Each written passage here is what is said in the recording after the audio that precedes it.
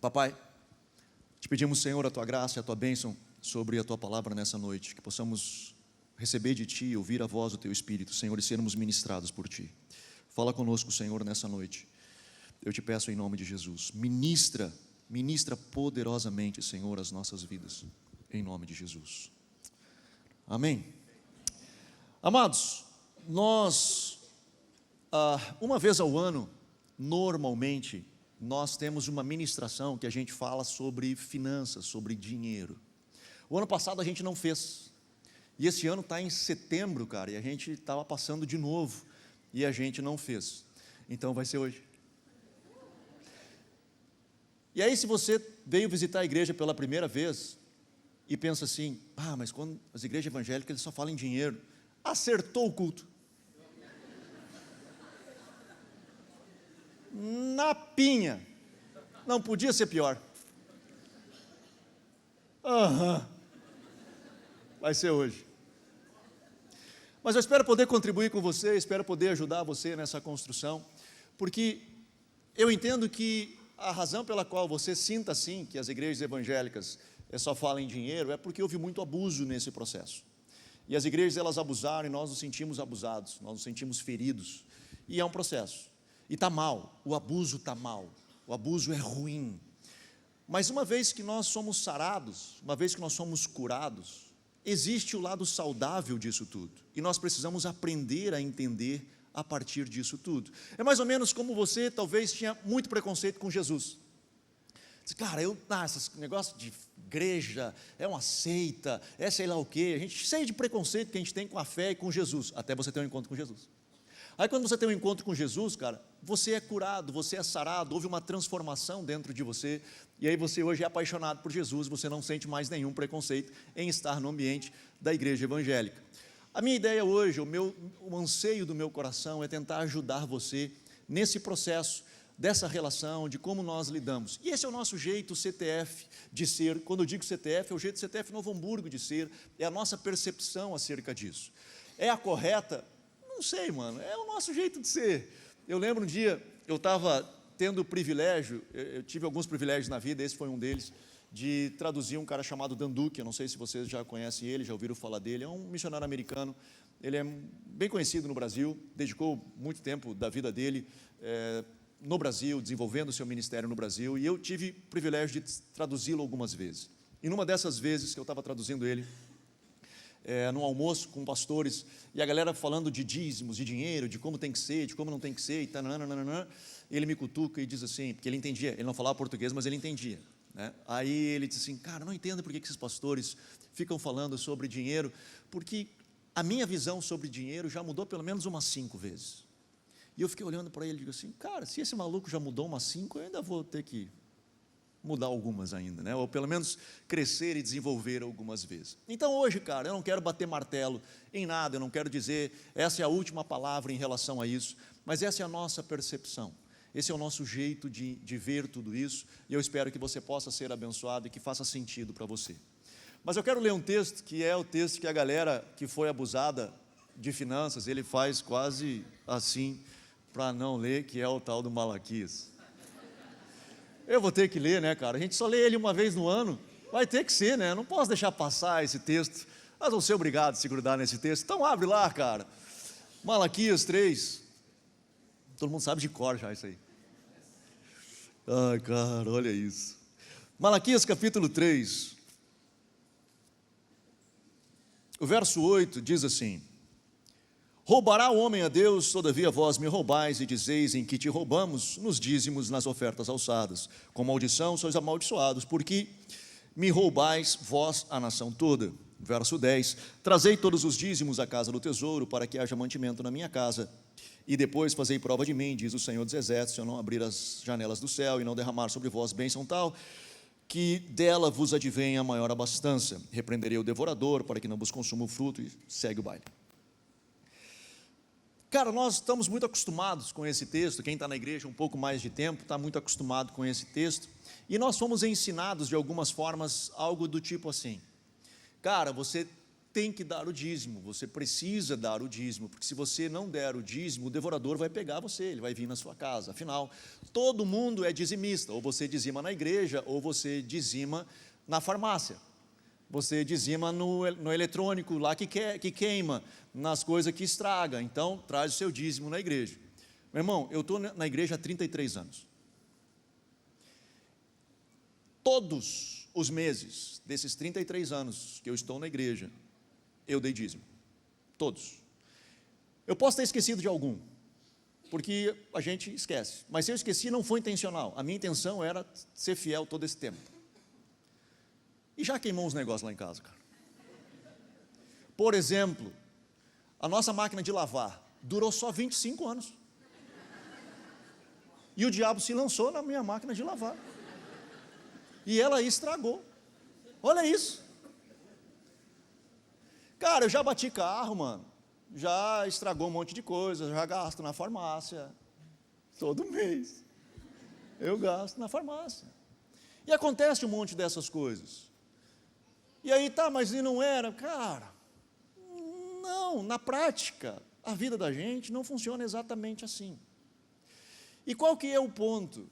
O ponto é que, na maioria das vezes, que se utiliza desse contexto para dizer o seguinte: olha só, você não pode roubar Deus, você é ladrão. E eu manipulo a pessoa para que ela venha e contribua, eu uso normalmente de 3 artifícios, que é a culpa, o medo e a ganância.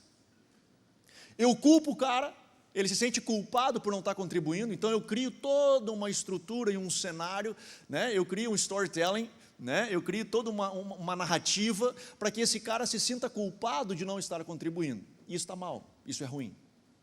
A segunda coisa que eu crio é o medo. Se você não der, o devorador vai vir, vai pegar você.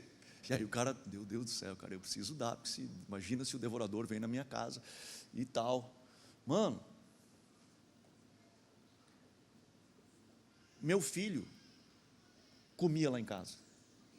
O devorador, ele ficava constrangido. Você está entendendo? Ele ficava assim, mas não pode. Como é que ele consegue isso? Nem eu, no meu ápice, conseguiria fazer isso com essa família. O Tim conseguia, só comendo. Tadinho. Pior que ele assiste, cara. Desculpa, filho, brincadeira. É, mais ou menos. Coloca medo nas pessoas, que o devorador vai vir e está mal. E a terceira coisa que coloca é a ganância. Você dá, você vai ser abençoado. E aí o cara fica assim, nossa, 100 por 1. Não, que aplicação que dá isso? Eu vou dar tudo, dou tudo, casa, tudo, carro, tudo. Não, vou ganhar muito. Qual que é o problema de Malaquias 3,10, cara? O problema de Malaquias 3,10 é que se eu pegar o texto de Malaquias exatamente como ele está, aonde ele diz, vós me roubais nos dízimos e nas ofertas, e quem rouba, quem rouba, portanto, é ladrão. Se eu pego esse texto e eu jogo ele para dentro da realidade do Novo Testamento, e a Bíblia diz no Novo Testamento que quem é ladrão não entrará no reino dos céus, não herda o reino dos céus, eu faço o dízimo ser condição de salvação. Ou seja, eu acabei de atualizar as indulgências da Idade Média. E coloco para você uma condição de salvação, de que se você não der, você perde a salvação. Isso está mal, isso não cabe, eu acho que não é honesto eu fazer isso. Para que eu consiga explicar para você algumas coisas, permita construir para você um cenário, eu falo disso no seminário de paternidade. Quando nós criamos 2 conceitos, o conceito de regra e o conceito de princípio. E esse talvez é a base do que eu quero falar para você hoje, e é importante que você entenda. Uma coisa é a regra, a outra coisa é um princípio. São coisas distintas, ainda que conectadas. A coisa mais importante é o princípio. A regra, ela existe para preservar o princípio. Então, por exemplo, quando nós usamos o cinto de segurança, a regra é que tem que usar o cinto de segurança. O princípio é a segurança.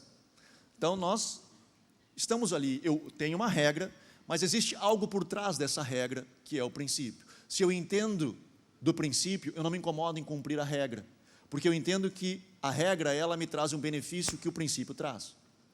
Então, eu cumpro a regra e estou de boa. Então, na maioria das vezes, as regras, elas existem porque existe uma razão por trás dela. Quando se perde a razão, é o que a gente chama de religiosidade. Eu passo a fazer as coisas pela religiosidade, que foi o que Israel fez. Lhe dá um exemplo, eu cito isso na paternidade. Deus sempre quis ter relacionamento com o homem, desde sempre. Desde Gênesis, lá, ele senta com Adão todos os dias, às 6 horas da tarde, e conversava com Adão, e perguntava como é que foi o teu dia e tal, e ele tinha um relacionamento. Adão peca e ele sai. Lá em Êxodo 25, verso 8, quando Deus pede para construir um tabernáculo, ele diz: faça um tabernáculo para que eu possa habitar no meio de vós. Deus sempre desejou se relacionar com o homem. Quando ele envia Jesus, ele dá o nome de Jesus e diz: ele será chamado Emanuel, que quer dizer Deus conosco. Deus sempre quis se relacionar com o homem. Este é a principal coisa de tudo, da relação do Evangelho, é o nosso relacionamento com Deus. Só que a Bíblia diz que o pecado faz separação entre o homem e Deus, e não, o nosso pecado nos distancia de Deus. Então lá no Velho Testamento, o que Deus fez? Chama Israel e diz assim: olha só, pelo fato do pecado fazer separação entre eu e vocês, e eu quero estar com vocês, vocês vão sacrificar um animal uma vez ao ano, e esse animal sacrificado será por remissão do seu pecado. Por quê? Porque eu quero ter relacionamento contigo. Qual que era a regra? Matar um animal por ano. Qual que era o princípio? Relacionamento. O que Israel fez? Tirou os olhos do princípio, colocou na regra. O que eu tenho que fazer, Deus? Matar um bicho por ano? Beleza, mata um bicho por ano, vivo de qualquer jeito o ano inteiro. Chegou no fim do ano, eu cumpri o que precisava ser cumprido e está tudo certo. Quando eu tiro os olhos do princípio, de o porquê eu faço o que eu faço, e olho só na regra, eu passo a viver um negócio chamado religiosidade. Quando os judeus chegavam para Jesus e perguntavam para Jesus assim: Jesus, a lei diz isso, o que tu diz? O que eles queriam? Dá cheque, pode, não pode, deve, não deve, isso, aquilo, aquele outro, o que tem que fazer? E Jesus pega a lei e ele diz: eu vim cumprir toda a lei. Ele não aboliu a lei, ele veio cumprir toda a lei. Mas ele pega a lei e ele joga num outro patamar. Ele diz: enquanto a lei diz, Mateus 5, 6 e 7, enquanto a lei diz, não é só esse texto, mas ali todo o Sermão da Montanha fala desse conceito de Jesus. Quando a lei diz assim: não adulterarás, e para adulterar você tem que pegar a mulher do teu próximo e ter relação sexual com ela, eu vos digo, se tu só pensar, já adulterou. Ele tira de uma métrica que eu conseguia fazer 1, 2, 3, 4, e era fácil de eu medir, e ele coloca numa subjetividade. Por quê? Porque só você e Deus sabe o que passa na sua mente. Ele está chamando você para um relacionamento com Ele, Ele está chamando você para perto dEle, Ele está chamando você para caminhar juntinho dEle. As pessoas chegam para mim, normalmente, quando sabem que eu sou pastor, na maioria das vezes, a primeira dela: na tua igreja tem que dar dízimo? Porque elas querem saber isso, tem que dar ou não tem que dar? Por que ela está atrás? Ela está atrás da regra, do pode, não pode, deve, não deve. Ela não está atrás de um relacionamento, ela quer saber o que é. Aí as pessoas ficam perguntando assim: Anderson, dízimo é do velho ou é do novo? É da lei ou não é da lei? É graça. Porque o que ele está querendo? Ele está querendo entender: bom, se era da lei eu não preciso dar, e se é da graça, aí complicou a minha vida. Cara, deixa eu te falar um negócio: dízimo, assim como o sábado, ele está fora da lei, ele vem antes da lei. O dízimo, nós vemos Abraão, que é lá em Gênesis, dizimando. Nós vemos o sábado, a guarda do sábado, fora da lei. Já no início dos capítulos de Gênesis, Deus guardou o sábado. E aí eu pergunto para você: por que você não questiona a guarda do sábado? Se ele está fora da lei. Ninguém aqui fica perguntando assim: eu tenho que guardar sábado? Por quê? Porque a gente entendeu que o sábado, ele culmina em algo, que o Velho Testamento era a sombra do Novo Testamento. O Velho Testamento, ele apontava para uma realidade maior, que é o que a Bíblia diz, Paulo fala disso, de uma realidade que é maior. Antes era sombra, agora eu vivo o que é de fato real. E aí ele diz: cara, não é dias da semana, nem festas, nem sábados, nem luas. O que é Cristo. Cristo é o Senhor do sábado, Cristo é o nosso descanso. É quando eu entro nele, quando eu tenho o fardo dele, o jugo dele, é que eu tenho descanso. Ele pega lá atrás e traz para um nível maior. A questão da nossa relação com o dinheiro é mais ou menos a mesma coisa.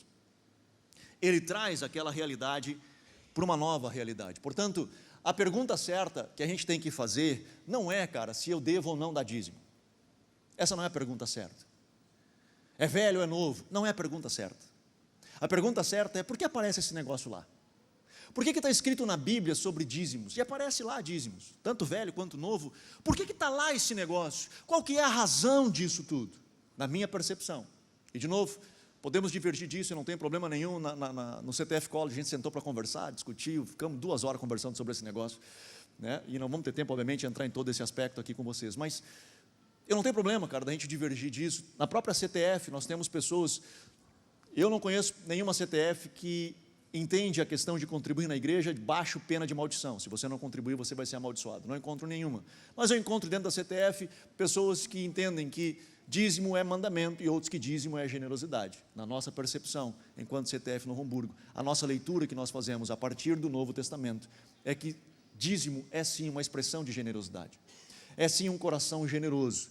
Para ser honesto com você, se você procurar ao longo de toda a Bíblia, o Novo Testamento, você não encontrará uma referência que diz que a igreja do Novo Testamento agia com a relação a dízimos e ofertas do jeito que provavelmente a maioria de nós aprendeu.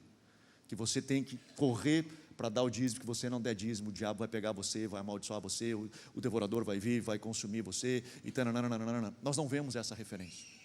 Pelo contrário, nós vemos no Novo Testamento Paulo dando um padrão, e ele diz, depois nós vamos ler esse texto, mas ele diz assim: cada um contribua segundo propôs no seu coração, não por necessidade, mas com alegria, porque Deus ama quem dá com alegria. Que essa seja a expressão do nosso coração de generosidade. Portanto, deixa eu falar para você o que eu acho que não é, cara, dízimo, para depois a gente conversar um pouquinho do que eu acho que é dízimo. Dízimo não é, cara, uma obrigação baixo maldição. Se você não der, o diabo vai pegar você. Não, cara, não consigo acreditar. Não consigo acreditar que o devorador vai entrar na sua casa se porventura você não der. Não consigo acreditar. Não consigo acreditar que eu preciso tirar os olhos do princípio e colocar só na regra. Eu tenho que cumprir a regra. Cumprindo a regra está tudo certo. Existe uma razão por trás disso tudo. E é disso que eu quero conversar com você, de o porquê eu faço o que faço. Qual é o princípio por trás disso tudo? Na minha percepção, se eu puder talvez já introduzir, como eu vejo, ou nós vemos, né, isso aqui na CTF, a razão pela qual eu vejo dízimo, principalmente no Velho Testamento, é porque Deus estava ensinando Israel a ser generoso. Ele estava dizendo para Israel algo mais ou menos assim: cara, deixa eu explicar um negócio. Pelo menos eu entendo que generosidade parte de 10%. Quando você começa a abrir mão de dinheiro em favor do outro. E esse negócio é complicado. Sabe por quê? Porque o arquirrival, o arqui-inimigo, desculpa, a Nicole já me corrigiu de manhã, é que eu não sou muito da Marvel, eu não entendo muito essas coisas. O arqui-inimigo de Deus, na Bíblia, no processo todo, quando Jesus fala que vai contra Deus, não é o diabo. Ele diz: você só pode servir a 2 senhores, ou a Deus, ou a Mamon, que é as riquezas. Então o arqui-inimigo de Deus é Mamon. Pode ser um demônio, pode chamar do que quiser, beleza. Mas o que Deus está falando nesse texto? Ele está dizendo o seguinte: sabe qual é o problema seu? Nós vemos a Bíblia inteira, o problema da Bíblia, né, que revela o coração do homem, é a idolatria. E a idolatria é você ter outros deuses. Ratzinger, o Papa Bento XVI, ele dizia o seguinte: o que vai contra a fé não é incredulidade, o que vai contra a fé é a fé em outros deuses. É você crer em outros deuses, e não o Deus, o Cristo, o Deus da Bíblia, o Cristo que morreu por você para a remissão do seu pecado. Este é o problema, é você acreditar em outra coisa. E de novo, com todo respeito, mas não existe ateu, existe aquele que coloca a sua fé em alguma coisa, seja em si mesmo, seja no universo, seja na natureza, seja na felicidade, a sua, obviamente, com o outro que se exploda, eu quero viver a minha vida. Talvez essa seja a sua crença, onde ele baseia a sua vida, onde ele estrutura a sua vida, mas todos nós temos algo aonde pôr a nossa fé. Deus diz: cara, o que tem tirado as pessoas de mim é o Deus Mamon, é estar agarrado no dinheiro. E como eu quebro isso? Generosidade. É eu estendendo a mão e abençoando o outro. Um dia estava Jesus parado do lado do gasofilácio assim, olhando a galera ofertar. Imagina se um dia eu fico aqui, só no bico. E Jesus estava olhando aqui assim, e a galera trazendo, e ele olhando. Vocês já iam me julgar tudo, não ia? Claro que ia. Eu fico pensando, cara, se a gente colocasse Jesus hoje nos padrões, vocês não sei se sabia, mas em Lucas capítulo 8 fala que tinha um grupo de viúvas, de mulheres, que sustentava Jesus. Imagina se eu faço um negócio desse. Cara, eu era cancelado, certo que eu era cancelado. Nossa, não, abusador, não. Então, fala lá, cara, a galera com um coração generoso abençoava Jesus. De novo, saca a regra, cara, entende o princípio, a essência de o porquê eu faço o que faço, esse é o ponto. Mas voltando a Jesus no bico do gasofilaço, ele olhando ali e vem uma senhorinha e larga uma moedinha e vai embora, e Jesus olha e diz assim, ela deu mais que todo mundo, e a galera, como assim?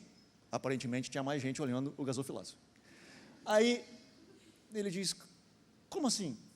Então, ela deu tudo o que ela tinha, e Jesus então estabelece um princípio, não é quanto você dá, é quanto você retém, não é o quanto você coloca lá, é como você lida com o que você ficou, o quanto de Deus tem aqui e o quanto de mamon tem aquilo que eu estou lidando, porque cara, você pode ser multimilionário e entregar 1 milhão na igreja, e não fazer sentido algum, porque o seu coração não está ali,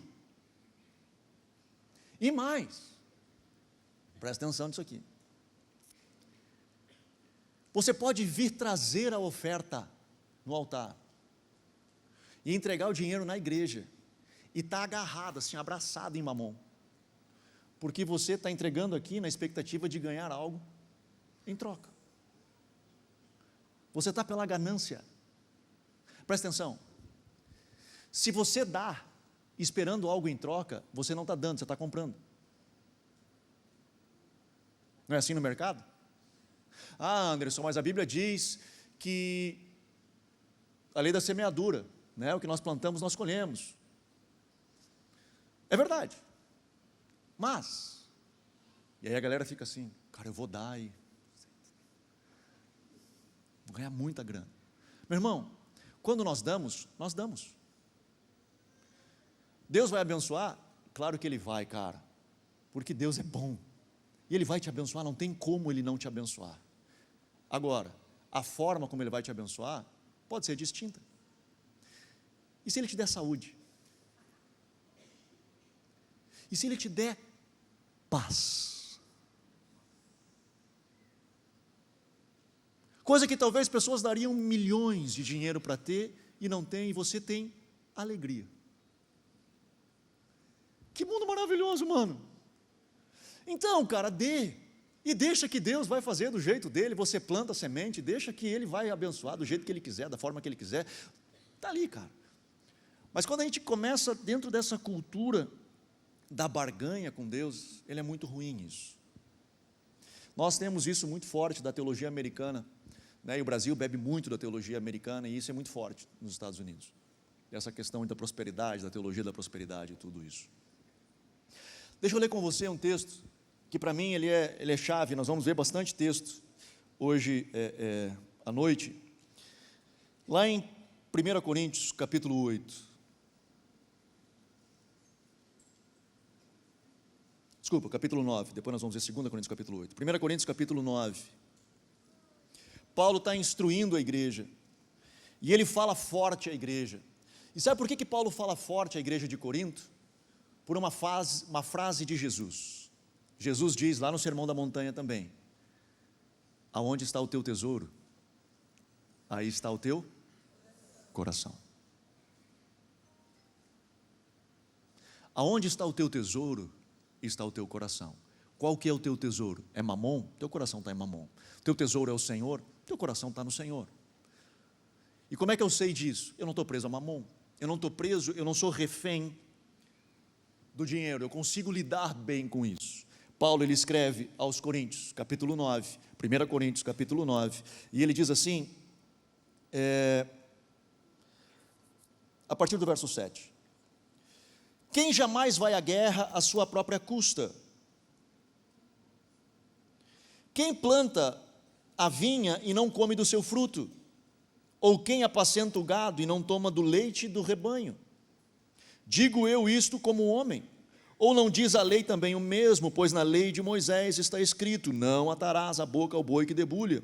É de bois que Deus tem cuidado? Ou não diz certamente por nós? Certo que é por nós que está escrito, porque o que lavra deve lavrar com esperança, e o que debulha deve debulhar com esperança de participar do fruto.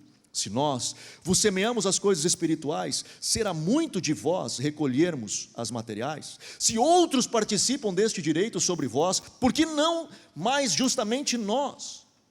Mas olha o final do verso, ele diz: mas nós não usamos deste direito. E ele fala logo depois, mais para frente, verso 15: mas eu de nenhuma destas coisas usei, e não escrevi isto para que assim se façam comigo. Melhor me fora morrer do que alguém fazer vã esta minha glória. Contudo, quando anuncio o evangelho, não tenho do que me gloriar, pois me é imposta essa obrigação. Ai de mim se não anunciar o evangelho. Se o faço de boa vontade, terei recompensa, mas se de má vontade, apenas desempenho um cargo que me foi confiado. Cara, eu acho sensacional esse texto, cara. Paulo, ele chega e ele escreve na sua primeira carta aos Coríntios, e ele diz assim, olha, eu não sei se você conhece um pouco da igreja de Corinto, mas era uma igreja bagunçada, mano. Os caras era o genro tendo relação sexual com a madrasta, era uma confusão, era muito pecado. Ele diz, cara, a galera, eu não posso falar a vocês como espirituais, vocês são carnais. Ele tinha que lidar com um monte de coisa, e ele escreve essa carta, e ele diz o seguinte, no verso, eu acabei não lendo, o verso 6, mas ele fala, cara, não teríamos nós direito de não trabalhar e só ministrar o evangelho? Ou afinal, você não acha que aquele que prega o evangelho não deveria de receber disso? Afinal, se eu dou para vocês as coisas espirituais, não deveria de receber de vocês as materiais? Todos os outros aí vocês têm ajudado, por que não ajudam a gente, que somos os pastores de vocês, que estamos cuidando de vocês? Ele chega junto, por quê? Porque a igreja não fazia isso, cara. A igreja não estava nem aí. Ela era uma igreja que demonstrava, a partir de onde estava o seu tesouro, o seu coração. Cara, o coração deles não está no reino, ele está em outra coisa, mas não no reino. Por quê? Porque eles estão agarrados em mamon. Mas ele diz o seguinte, mas nós não usamos deste direito. Eu poderia exigir de vocês que vocês contribuíssem com a gente, mas eu não usei desse direito. E se você ler o livro de Atos, você vai ver que teve um momento que Paulo vai fazer tendas. E ele sabe onde quando ele faz tendas? Quando ele vai a Corinto. Ele chega em Corinto, a galera não contribui, a galera não ajuda, ele vai trabalhar fora. Ele não coloca um peso e não diz assim, o demônio devorador vai vir e vai pegar vocês. Se vocês não derem, ele não fez campanha de 7 dias para você ir lá ofertar.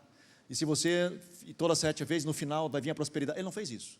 Ele não criou subterfúgio, ele não manipulou as pessoas. Ele escreve dizendo, cara, não está legal vocês serem avarentos, não está legal vocês serem fechados, não está legal vocês estarem agarrados a mamão, isso não é bom. Então eu preciso dizer para vocês isso como pastor de vocês. Agora, cara, eu poderia exigir de vocês, mas não fiz. Eu fui trabalhar, eu fui fazer outra coisa, até conseguisse pagar as minhas contas. Porque ele diz, cara, eu não vou deixar de pregar o evangelho porque vocês não estão contribuindo. Porque eu não prego o evangelho porque vocês contribuem, eu prego o evangelho porque o evangelho me constrangeu. Cristo me constrangeu e por isso eu me debruço em favor do outro. E é o que a gente faz, mano.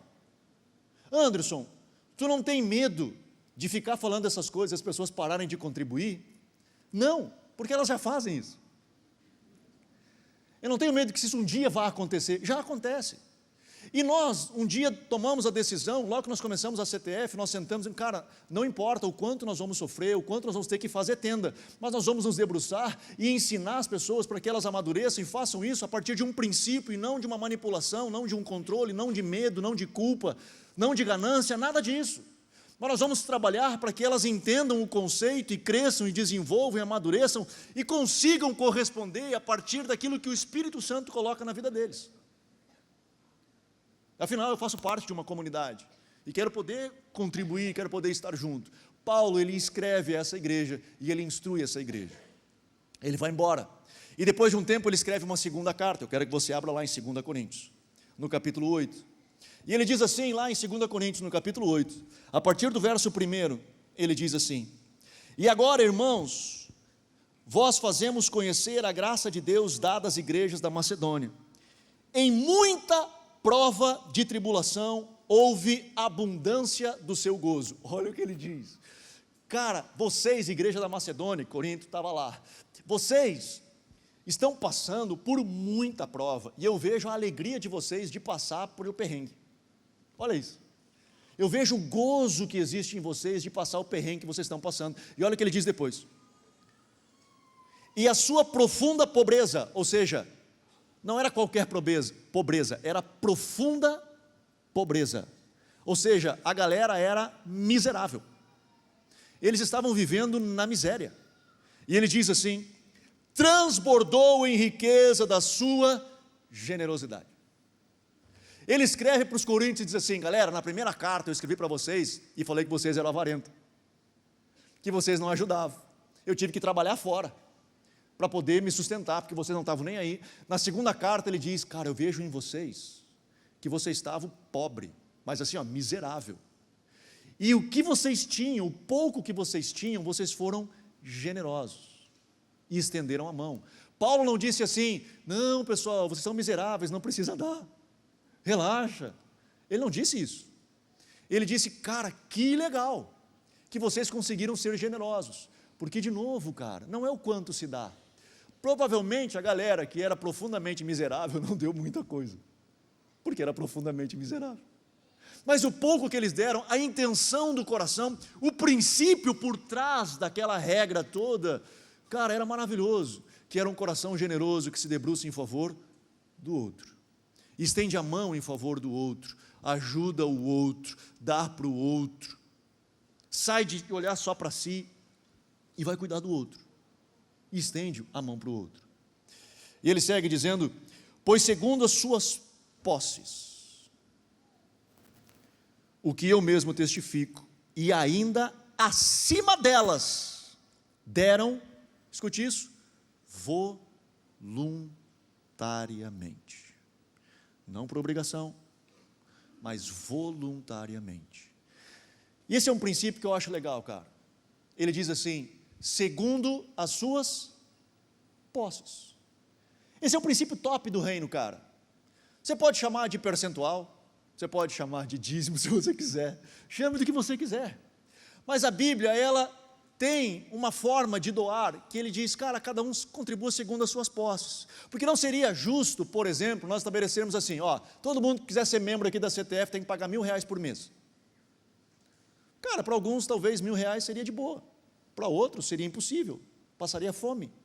Então o que a Bíblia fala? Cara, cada um contribua segundo as suas posses, segundo tem condição de fazer.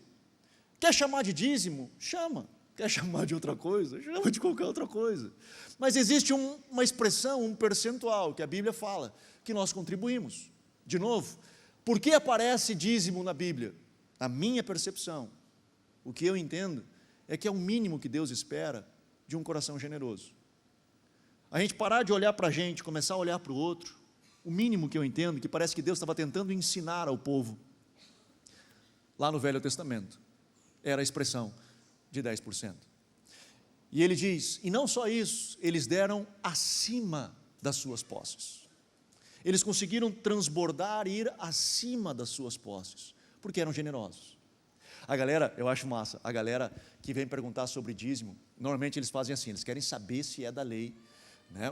Como é que é, por quê? Porque eu quero me livrar desse negócio, eu quero parar de dar isso aí. Aí a gente diz, não, dízimo é da lei, top, glória. Então deixa eu te explicar como é que era o padrão do Novo Testamento, em Atos dos Apóstolos. A igreja dava tudo. Olha isso. Essa parte eu não quero saber, mas era essa a igreja do Novo Testamento, a igreja que nasce, eles pegavam, vendiam tudo e colocavam aos pés dos apóstolos. Essa é a igreja da graça, essa é a igreja do Novo Testamento, essa é a igreja que teve um encontro com Jesus e disse assim, cara, eu só quero ver o reino vir, o que eu posso fazer? Precisa de grana, eu vou dar, sem manipulação, sem controle, sem enviar demônio, capeta, nada disso. Claro que essa igreja, que ela não ficou assim o tempo todo, né? Ela não durou 100 anos, 200 anos, foi justamente no nascedouro da igreja, porque ela estava debaixo de uma palavra de que Cristo voltaria rápido, ela tinha realmente a consciência de que Cristo voltaria muito rápido. Paulo escreve, ele diz, nós os vivos seremos arrebatados. Ele tinha expectativa de que ainda em vida, ele veria Cristo voltar. Então era uma igreja que acreditava realmente, cara, que não, vamos vender tudo, não tem por que nós ficarmos com as nossas posses, bora viver isso, porque temos que ver o evangelho vir. Então tinha esse ingrediente escatológico do advento de Cristo, da volta de Cristo, muito rápida, muito breve. Mas era um coração generoso, que estendia a mão e ajudava o outro. Olha o que ele segue dizendo no capítulo 9 de 2 Coríntios. Ele diz assim,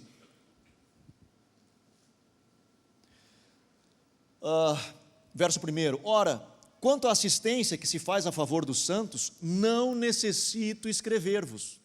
Por quê? Porque ele já escreveu e a galera já virou generosa. Então eu disse, cara, vocês entenderam a mensagem. Eu não preciso ficar mais instruindo vocês sobre essas coisas, vocês entenderam isso.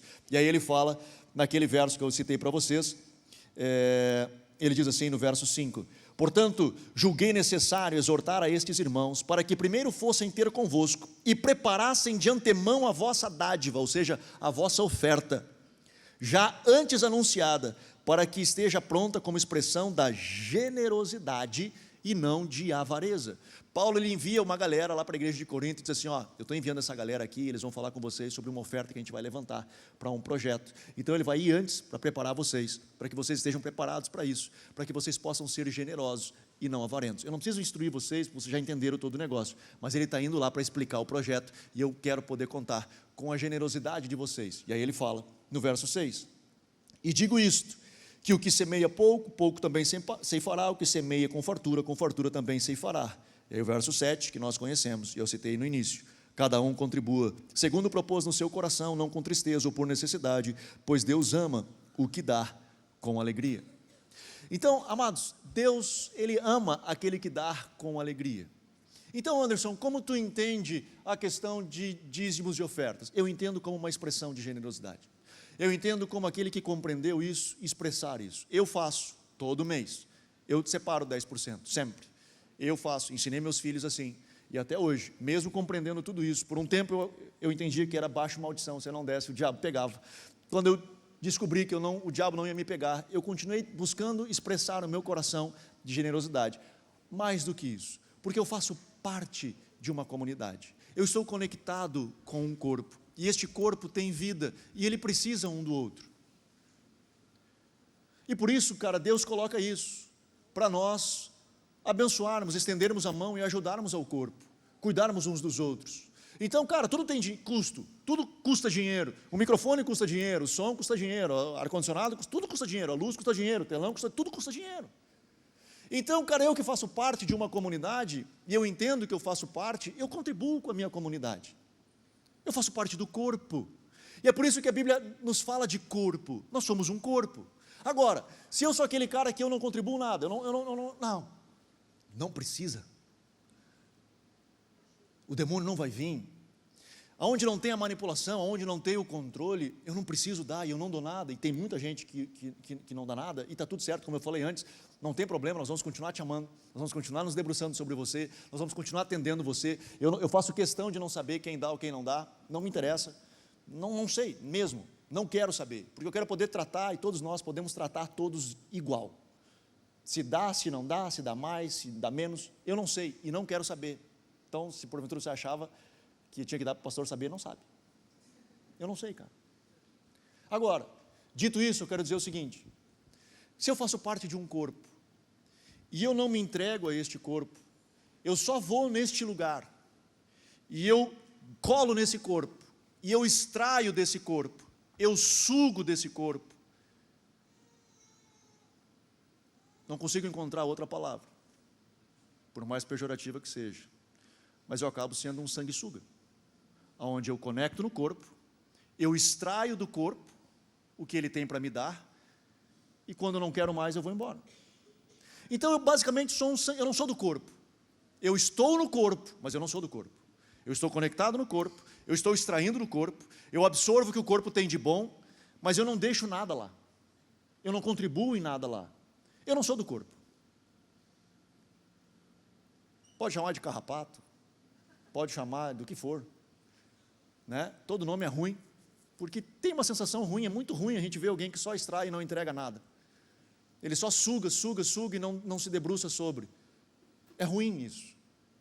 Então, a ideia do que Paulo está falando aqui, ele está justamente construindo essa ideia. cara, eu não vou jogar maldição sobre vocês. E de novo, estou repetindo o que a gente falou eu falei antes ali no meio. Quando nós iniciamos a CTF, nós decidimos, nós vamos pagar um preço. Ainda que vai ser mais demorado às vezes para nós conquistarmos as coisas, para nós avançarmos, nós vamos pagar um preço, mas nós queremos instruir as pessoas, que elas entendam o princípio. Não jogar a elas uma regra goela abaixo que elas estão cumprindo, que ela entenda o porquê eu faço o que eu faço. E que eu possa estender a mão e contribuir de forma voluntária, agradecido, entendendo, cara, eu faço parte de algo, e eu vejo isso acontecer, eu estou junto, nós somos uma família. Mano, você não seria um bom pai, eu não seria um bom pai, se eu tivesse os meus filhos jovens, e em casa ganhando dinheiro, eu passando um perrengue financeiro, e eles deitados no sofá sem fazer nada, a gente tendo que limpar a casa, pagar as contas, e eles ganhando a grana, e deitado no sofá sem contribuir, sem ajudar. Eu seria um mau pai se eu não chegasse, sai desse sofá, mano, pega uma vassoura, vai lavar uma louça, e estou precisando de uma grana aí, maluco, nós estamos num perrengue aqui, cara, ajuda um pouco. Graças a Deus, meus filhos sempre foram fera, mas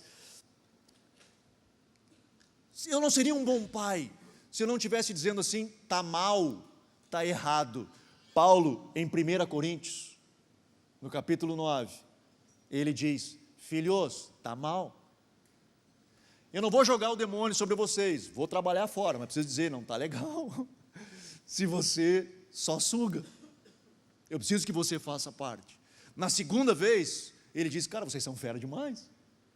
Porque vocês entenderam o princípio da generosidade, de estender e contribuir. E ele segue dizendo o seguinte, no verso 10.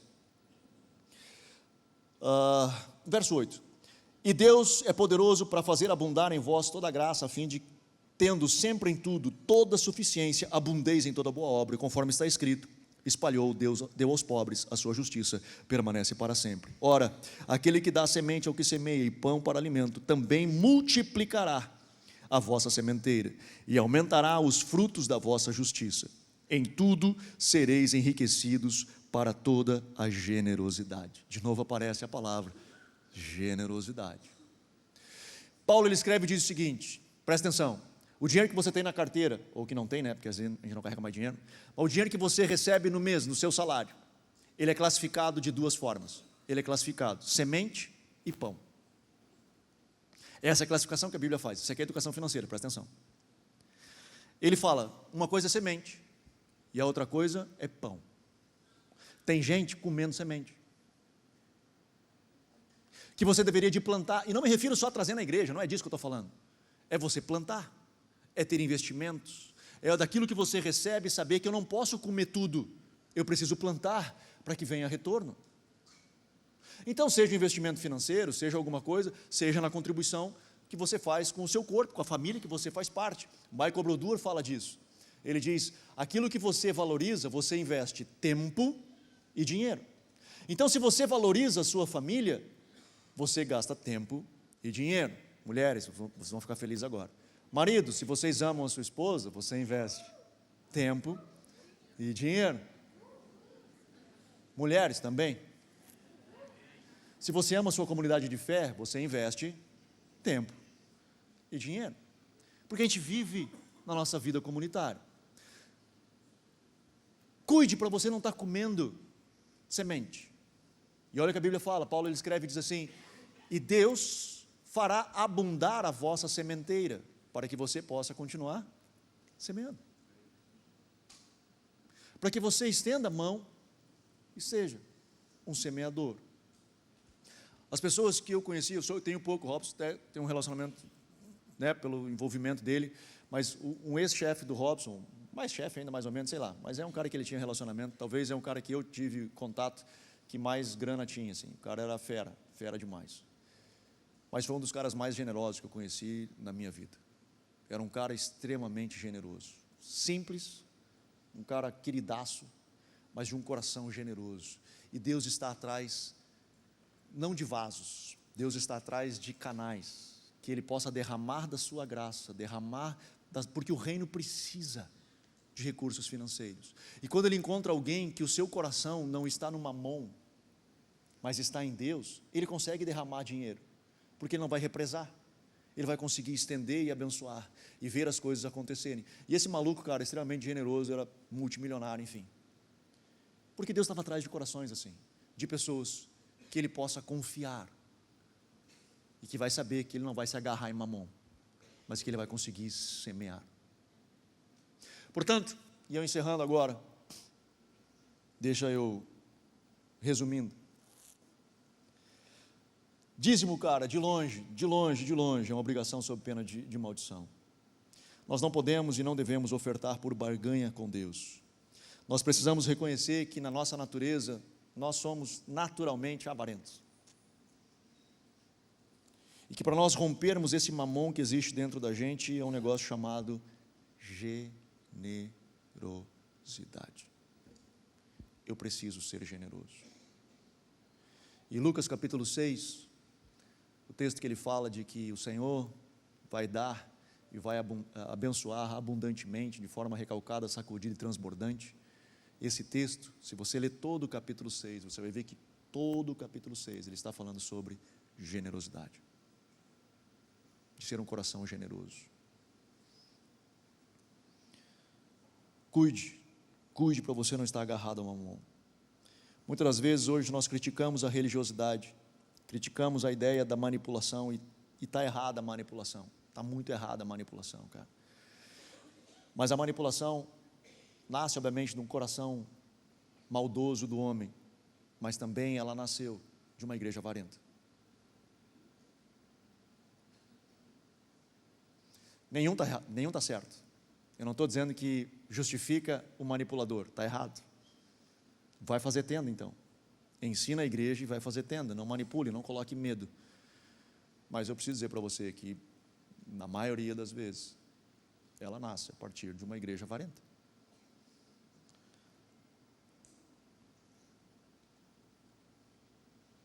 Gaste seu tempo, gaste o seu dinheiro naquilo que para você é importante.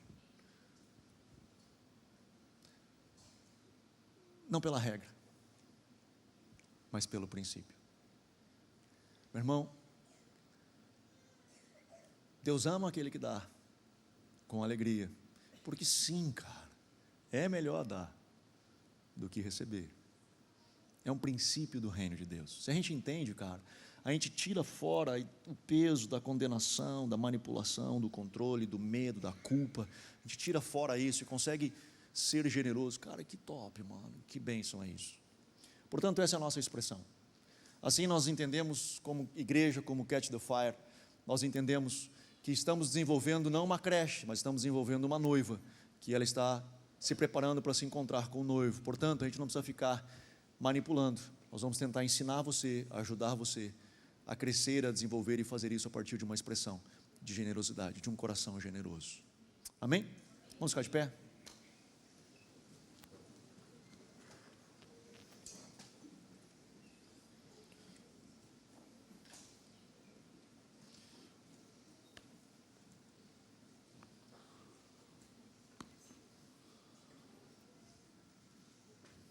Eu quero orar com você, quero pedir que juntos nós possamos estar clamando ao Senhor, nos ajudando a estarmos atentos ao nosso coração,